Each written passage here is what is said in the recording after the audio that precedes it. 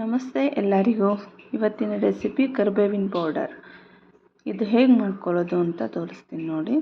ಮೊದಲಿಗೆ ಕರಿಬೇವು, ಅದಕ್ಕೆ ಬೇಕಾಗಿರೋ ಇಂಗ್ರೀಡಿಯೆಂಟ್ಸ್ ಎಲ್ಲ ರೆಡಿ ಮಾಡ್ಕೊಂಡು ಅದೇ ಕಡಾಯಿಗೆ ಕಡಲೆಬೇಳೆ, ಉದ್ದಿನಬೇಳೆ ಹಾಕ್ಕೊಂಡು ಹುರ್ಕೋಬೇಕು, ಡ್ರೈ ರೋಸ್ಟು. ಅದಾದ ನಂತರ ಅದನ್ನು ಆರಿಸ್ಕೊಂಡು ಅದೇ ಕಡಾಯಿಗೆ ಬೆಳ್ಳುಳ್ಳಿ, ಒಣಮೆಣಸಿನ್ಕಾಯಿ ಹಾಕ್ಕೊಳ್ಳೋವಾಗ ಸ್ವಲ್ಪ ತುಪ್ಪ ಆಗಲಿ ಎಣ್ಣೆ ಆಗಲಿ ಹಾಕ್ಕೋಬೇಕು. ಇದನ್ನು ಸ್ವಲ್ಪ ಹುರ್ಕೊಂಡಿದ್ದಾದಮೇಲೆ ಜೀರಿಗೆ 1 ಟೀಸ್ಪೂನಷ್ಟು, ನಂತರ ಸ್ವಲ್ಪ ಆಯಿಲ್ ಆರ್ ತುಪ್ಪ ಹಾಕ್ಕೊಂಡು ಕರಿಬೇವನ್ನ ಚೆನ್ನಾಗಿ ಹುರ್ಕೋಬೇಕು.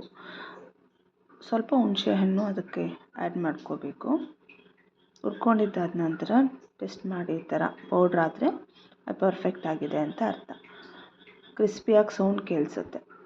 ಇದನ್ನು ಮಿಕ್ಸಿ ಜಾರ್ಗೆ ಹಾಕ್ಕೊಂಡು ಸ್ವಲ್ಪ ಹಿಂಗು, ರುಚಿಗೆ ತಕ್ಕಷ್ಟು ಉಪ್ಪು ಇದನ್ನೆಲ್ಲ ಹಾಕಿ ಮಿಕ್ಸಿಗೆ ಗ್ರೈಂಡ್ ಮಾಡಿಕೊಂಡ್ರೆ ಪೌಡರ್ ರೆಡಿ ಆಗುತ್ತೆ.